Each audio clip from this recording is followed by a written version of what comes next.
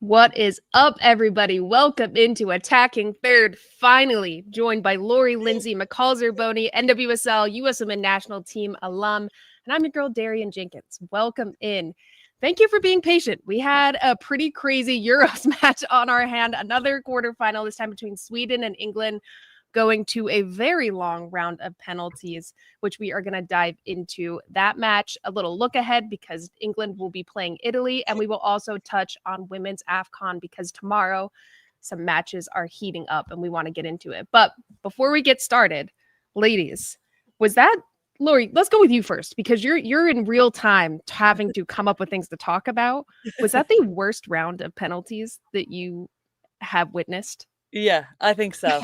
I mean, and also sometimes that's just like, granted, they didn't play any more time than anybody else. I mean, it's 15 minutes of extra time, 2 periods, but it's just about where you are, right? In this stage, just like we saw some injuries, we saw stoppages in time, so the players are out there for a long time. It just takes its toll. Yeah. And Sweden goes up 2-0. We're kind of thinking this game is done and dusted, and then a change of formation. The substitutes revitalize England. They come back late. So all of these different things just emotionally take a toll. And so it's not quite surprising that that's the case, but also a little bit, I think, just with sometimes you want to go in and you expect teams to be practicing them. So you're like, okay, regardless, I know where I want to go. I'm going to be confident with that. And I'm just going to step up and not second guess myself. But it was like weird run-ups, also just putting the ball down and just going. There was no kind of like hesitation or try to throw the goalkeeper off, particularly Falk for Sweden. I mean, she's got to push off and made a number of saves. So yeah, very strange. But the players that did step up, thinking Lucy Bronze, that was a vital one for her to just roofs it right down the middle. So experience that does pay off. And wow, what a game. McCall, same for you. I mean, penalty shootouts are set pieces, right? Like you practice your shot. The keepers practice how to read hips, and the players practice their shot over and over again. It's like a free throw. And that's where you get your confidence, and then you get your technique right. So for me, I'm like, were they practicing? Well, actually, for Sweden, that's what they said in their press conference. They were mentioning that they don't know who was actually going to be on the field, so they hadn't practiced, and which is a crazy omission. That is wild. That is everybody's got to take them, no matter what. Yeah, you all practice. Even if you have a set 11 and you don't know who's going to be on the field, you have to set everybody up for the best success possible. And now Holmgren, who misses it, is going to be thinking about that missed penalty kick for a long time. Yeah, I think the mental aspect was so clear. Yep. Because yes, you can have tired legs. You played all that extra time for sure. You're getting knocked. You're being extra aggressive in that second half of extra time. But I mean, come on, we're at the Euros. It's bound to happen. It felt unprepared. Yeah, but that's how you get to penalties. Like everyone goes in with tired legs. You don't just go straight to pens. You have to go into overtime, and then you don't score. 9 tired legs. Well, clearly we have a lot to talk about this match in particular. But before we get started, you know what we got to remind you guys. The podcast awards. Your girls were nominated for People's Choice Award for Best Female Hosted Pod. And of course, we need your help. Go vote, vote, vote. Tell your grandma, tell your grandma's ex-boyfriend's best friend's grandmother. Don't forget, tell everybody. Go register to vote at www.podcastawards.com/app/signup. You should see it right now in front of your screens. If not, go check out Attacking Third's handle and you'll be able to go and vote. Best female hosted podcast. Select Attacking Third. That's it. From the drop-down menu. Very easy. Go vote. We appreciate it so much. Thank you guys for the support. We would not be getting this without you. Shout out to producer Mark. He is putting the link in the chat if you were here live on YouTube. So don't miss that. But ladies, let's get back to the game. We started off with some drama from the jump. Sweden came out swinging, which I love the commentator saying the game is going to be won and lost in those first few minutes. And Sweden was one of those teams that came out so strong. From the second minute, Asllani picked up a poor pass from Jess Carter, initially has the good pressure, gets going in front of goal, puts it away, brilliant finish. Stina Blackstenius gets another one in the 25th minute, and then late in the match, the super subs come in and make a huge difference for England to tie it up. But looking at this, although they went to penalties, although it was a drawn-out game that could have been done in 90 minutes, Do you think that this gives England the up and up going against Italy, coming back from a 2-goal deficit like that and then getting the dub in penalties, McCall? Do you think that gives them an extra edge? I mean, the way they started the match, I was not confident for them at all. They looked inferior. They looked like they didn't have confidence, and their attitudes on the ball, off the ball, and their performance just was not good enough in the first half and even half of the second half as well. So for them to know that they did not put their best foot forward and then still come out, claw that back, get the win, get themselves onto the next round. Yeah, of course, that gives you more confidence, and hopefully they're like, let's not do that again. Mm-hmm. Lori, is it the same for you that, that's a big lesson learned going forward, but that maybe we'll see a lot of changes going into the match against Italy, who's also a team that this group said passion's going to win over the group talent, and they proved that. Yeah, I think it really is. That is the difference. I mean, I love that you said it like the beginning of the game, because we were all talking about it before, studio, us, and these games are all about just the smallest little details, right? It's like, yes, you want to get tactics right, but it's all about togetherness. It's about fighting for one another, putting in tackles, doing what you can to disrupt play. And that's why I actually thought Sweden had their game plan perfect. And then I thought, okay, out of possession, even the second half when they weren't attacking as much, it didn't look labored. They looked like they were doing it together. They were stalling, limiting the strengths of England. But to your question, my concern right now for England is, one, you have to regroup quickly after just playing 30 extra minutes plus, because let's be honest, it was more like 45. And then also going to penalty kicks. But you have Leah Williamson that goes down. I thought her ankle was broken.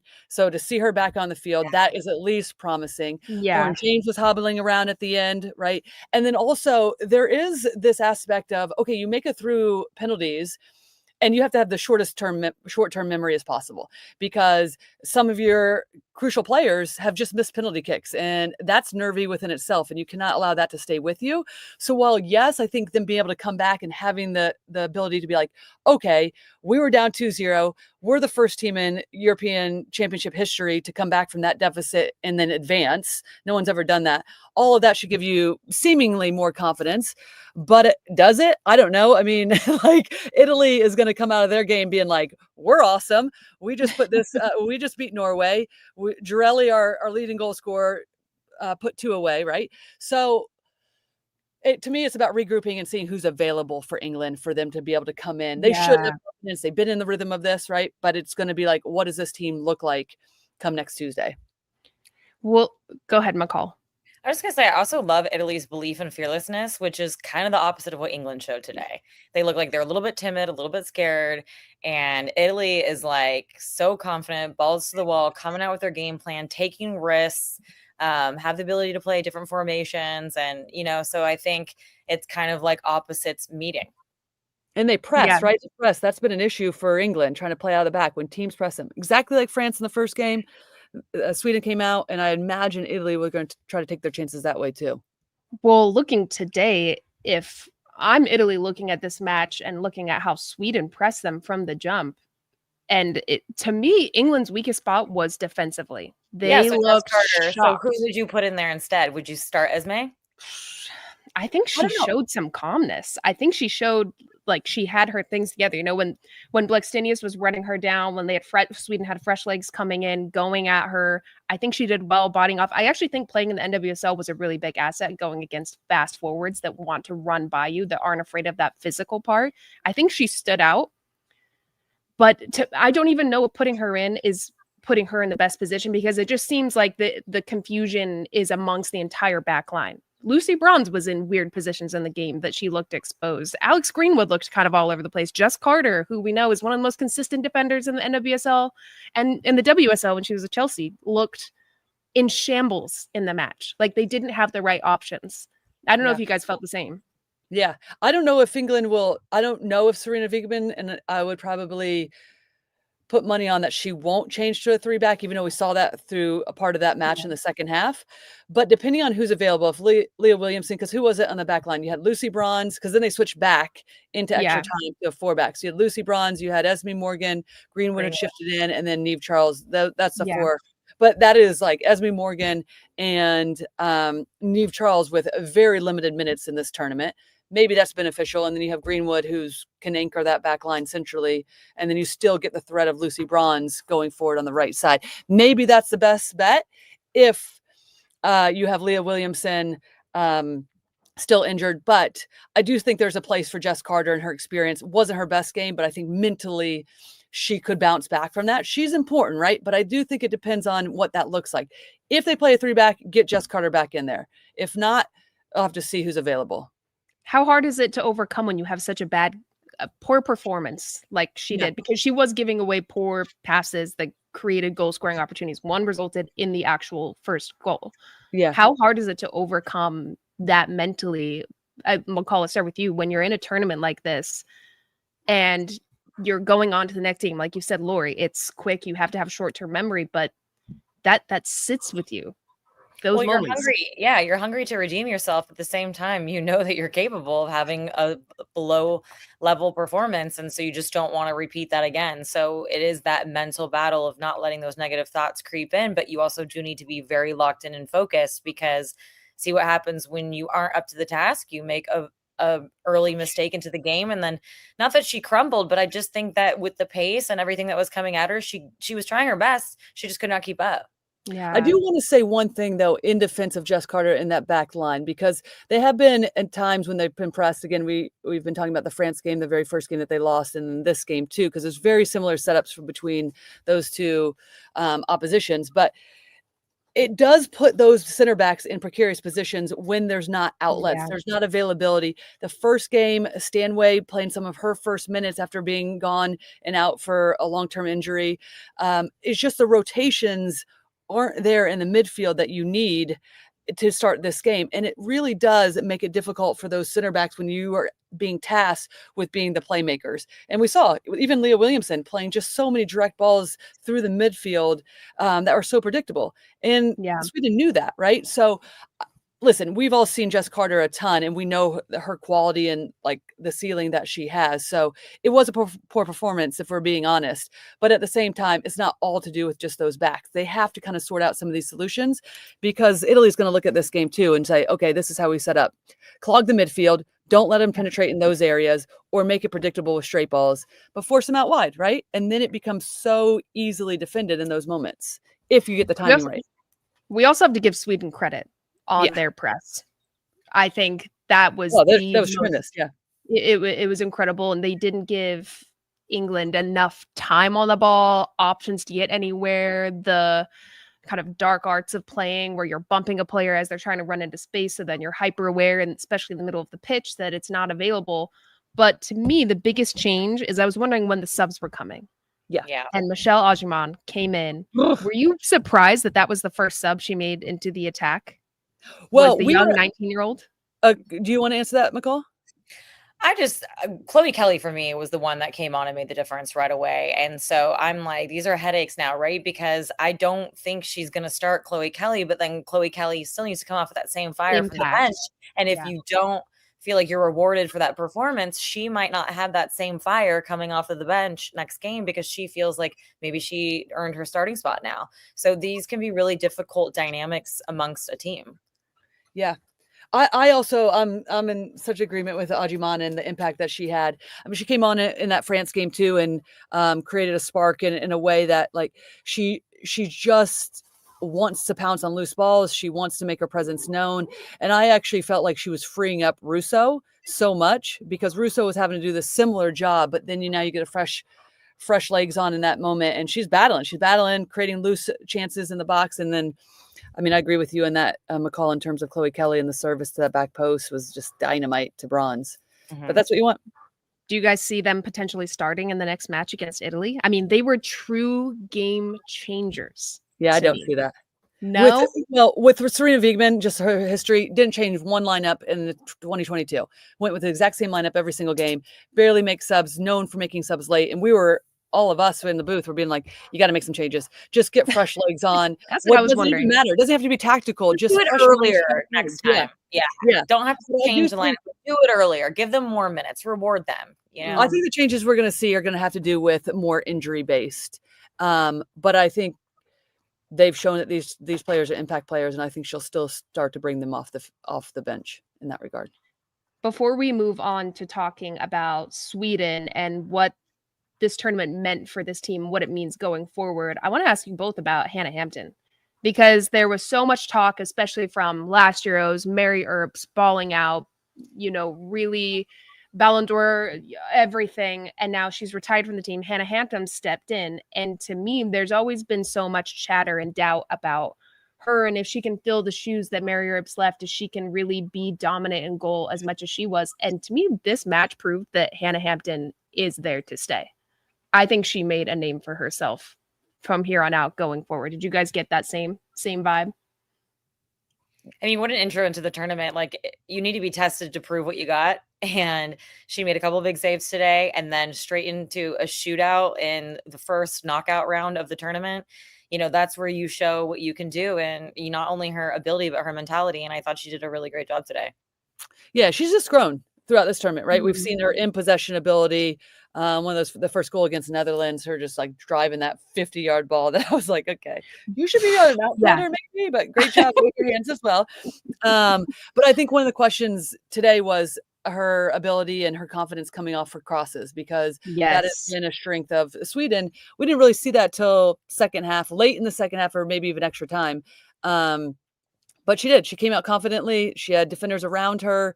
And those are little building blocks, I feel like, as a goalkeeper, because, for a lot of goalkeepers, it's about buying your time so much in your career. And she's getting at the age of 24. So stepping up, even though she's still extremely young, and really patrolling that back line and helping out, and came up big today when they need it. And that's awesome. Love to see that. And her understanding and reading of the game. When Lauren James is triple teamed and you don't have, any passes in the midfield, then she wins for long range passes and just kind of like clearing her lines a little bit, which is like, okay, good. You're reading the tempo. You're reading what the game needs. Yeah, I think sometimes we see goalkeepers that are just committed to the game plan of like, oh, we're going to play in the middle, just find the pocket and play the player. And it's like, the game's not asking for that anymore. We're all like, don't do that. Yeah, please. I don't want it. I do not give me the ball. I know I'm moving. Don't give me the ball. But I think that's where we've seen her grow, is her decision making. We already knew she had the tools to play out of the back, put a ball on a dime, make good saves, but it's all kind of coming together throughout this tournament. So I've loved that. I can't wait to see her ball out against Italy. But let's move over to Sweden. 4 matches for Sweden in this tournament. I thought they looked like the strongest team until about the 70th minute in this match. But what's maybe the biggest takeaways from Sweden throughout this tournament, Lori, that you've picked up from watching them? Well, first of all, I'm like, some of these players I was playing when they played. So I was like, they have so much experience. I'm like, what is happening here? But then also, I mean, I love the way that the Sweden team plays. They've been committed. There is a lot of experience. They've really drilled the way that they want to play. And Asllani and Blackstenius, I mean, those two players are headaches. You get Blackstenius stretching lines. Asllani is happy to play underneath her. And it's so difficult. And we saw that in the first half, especially, that it's so difficult to defend. But I feel for them. I really feel for them, because it did feel like this was the year that, with the experience, the togetherness, making it out of their group, the way they started this game, it's just challenging. But to your point about the 70th minute, the thing that was interesting about this game is you could feel the tempo increase for England, especially once they made the subs, right? Once they got desperate. But then you play into the desperation all the time. Exactly. Yeah, from the jump. I felt like, if you're Sweden, you stay the course. Like they did such a good job, even up until that point in time. And even within the last 20 minutes, I felt like they were really committed together defensively. They put 2 or 3 players around Lauren James. England couldn't fix that. But it's tough, because I wouldn't have really said change much. It was just at the last second, when England does get desperate, it was hard for then Sweden to be able to adjust to that tempo as well. Yeah. They were in complete control, but just that littlest shift and the loose balls that now, with the momentum, England was willing to pounce on and get on the end of. That was a slight adjustment that they just couldn't get ahead on. And that essentially cost them the game, because then, even though in the extra time, there were still opportunities for them, just didn't have the same feel of domination that they had early on in that game. Yeah. McCall, for you, looking forward at, Sweden being a World Cup team, a renowned team, a team that you worry playing against because of the weapons that they have up top, can make something out of nothing. What are some positives they can take as a team from the last 4 matches in the Euros going forward against big competition? Julia Zagoti Ome. She is just that Legit. engine in midfield, and she's so unsung. The things she does, you don't For real. really notice, but she clogs up so much space. She breaks up plays. She's chasing Lauren James around and basically canceled her out. She Shut her does out. so much, and she has a bright future with Sweden and still has an elongated career with them. Whereas, I don't know how much longer we're going to see Asllani, but with Blackstenius up there coming back, always creating threat up top, and then with Olme in that midfield and, strong center backs, they have a great spine about them. Sweden's not going to go away for a long time. They're going to be very good for a long time. But like you said, they're a little bit older, Lori, so they're going to have some turnover in their personnel, but there are still some bright young spots that I just mentioned, like Olme and Blackstenius, that are going to keep going. And Tony Gustafsson, who a lot of American players will know, he was our assistant from 2011 through 2019, and then also, or maybe 2010, I can't remember, but then also just most recently Australia's through their 2023 World Cup. But he's going to be taking over after this tournament, so there will be a new flavor in that regard as well. So I think after 9 years at the helm, it's a welcome change regardless. Yeah, Tony was very loved by most of the U.S. players. He's great. He's really good. I love this. I love that we're seeing other federations and countries just grow. The competition is so thick now with national teams at the senior level, and I absolutely love it. It's just making the game better. But before we jump to our next segment and take a little bit of a break, let's talk about Sweden not Sweden. Sweden's on my mind. England versus Italy in the semifinals, July 22nd. Of course, your girls will be recapping it here on Attacking Third. But looking at this match, looking at the last performances from these teams, who do you guys give the leg up to going against each other? Laura? Well, okay. This is a really tough one because I guess am interested in these injuries and what that looks like for England, even though they have some time. So that is, for me, going to be a big factor. Because if you don't have Leah Williamson, who's your captain, somebody on the back line, that actually generates a wrinkle everywhere else in who you play. But I also think the experience of England, having played one in 2022, playing in the final against Spain in 2023 of the World Cup, that can't be overstated on how important that is. Whereas Italy, yes, passion, they have belief, but the thing that has concerned me a little bit about Italy at times in this tournament is management of games, the full 90 minutes. They let teams back in, or there's times when they're trying to play this slower tempo that doesn't totally suit them. Against Norway, they were trying to bring the ball back and then try to create slower attacks. I'm like, yeah, no, that's not your game. That hasn't been successful. So it's just there does feel like this game management that I'm a little bit concerned about. And that's where I would give England the upper hand in this situation, regardless of who's available, because obviously there's depth there. So that's probably my most basic answer without going into some wild. What about your score prediction? Ooh. I had 3-2 England winning over Sweden in this game.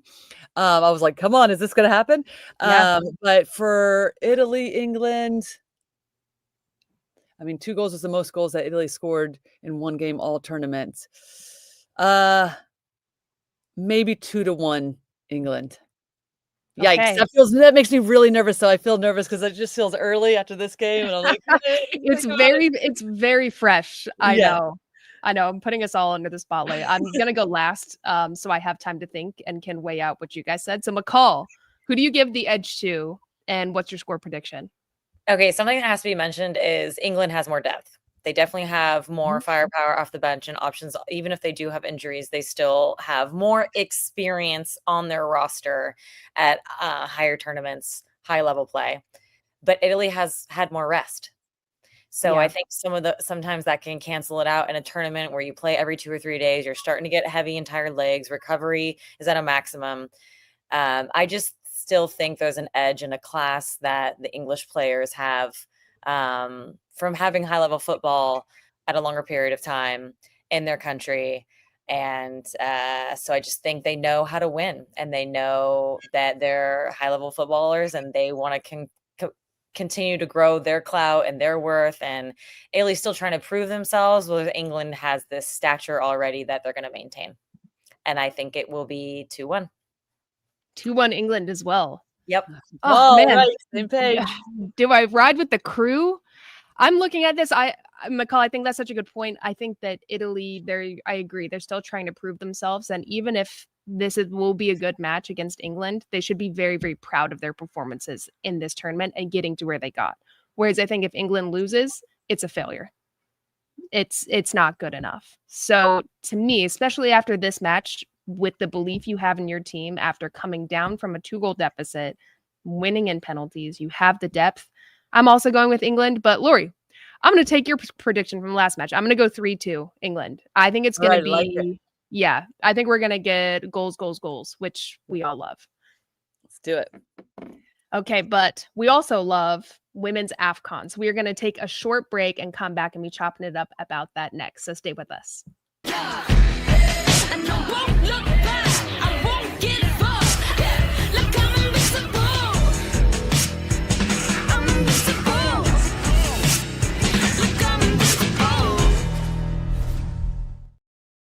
Welcome back to Attacking Third, everybody. Lori Lindsey, McCall Zerboni. I'm Darian Jenkins. Let's talk about women's AFCON because the tournament has been incredible this year. On Friday, we have Nigeria facing off against Zambia, a huge match against two strong teams. Nigeria have shut out every single team in this tournament so far, whereas Zambia are looking to progress, especially on that front line because, as you know, we have Rachel Kundananji and Barbara Banda on the front. Morocco versus Mali on that same day. And then Saturday on the 19th, we have Algeria versus Ghana and South Africa versus Senegal. But let's talk about Zambia because the players we know we're so familiar with, we are blessed to be able to watch them week in, week out here stateside in the NWSL. Barbara Banda, Rachel Kundananji, they've been incredible so far. Kundananji has 3 goals and an assist. Barbara Banda has 3 goals and an assist as well. Incredibly efficient in front of goal. But from both of you, from playing in major tournaments to coming back to club play, I want to know from a player's perspective, what is it like making that transition? Sure, you're doing well with club before the tournament. You go to the tournament, you're balling out, but it's quick pace. You don't have a lot of rest. To then go back to your club team, does it give you more of an edge going to the rest of the season, or can it be almost harmful to make that adjustment to come back? McCall, let's go with you first. I think it's draining. I mean, people sometimes forget that this is their job. This is our job. And it's like having 2 jobs. And not only do you have to mentally transition, maybe your role is different on your club team from your country, but also just there's so much emotion and physicality that goes into a tournament and, you know, how much you have to dedicate. And then you're depleted when you come back and you're still in the midst of your club season. And you're usually probably one of the better teams on your club team. And so people look to you, they rely on you. You have a lot of weight on your shoulders. And it's just a lot to take in mentally and physically. And so it's a really difficult transition when you do come off a major tournament and go back into the midway, halfway through a major club season that you want to continue to have great performances at and win also. So it's difficult. Yeah, really well said. I mean, the World Cup European Championship hangover is an extremely real thing. It is, you know, you go from like this heightened, really acute tournament that like all your focus has been on, you know, you even think about like, Jess Fishlock, who had been battling injuries at the beginning of this season, doing whatever she can to get ready to compete with Wales in their first major tournament. And then everything rides on these games to put in these performances, the amount of work that goes in, and just the energy around Switzerland and the impact that has. And then you come back and then you have to mentally, and to your point, McCall, just readjust because it is, whether you're battling to get into a playoff spot, whether you're staying there, whether you're asked and tasked to be scoring loads of goals. Mm-hmm. I mean, it's just mentally so draining to go from one to another.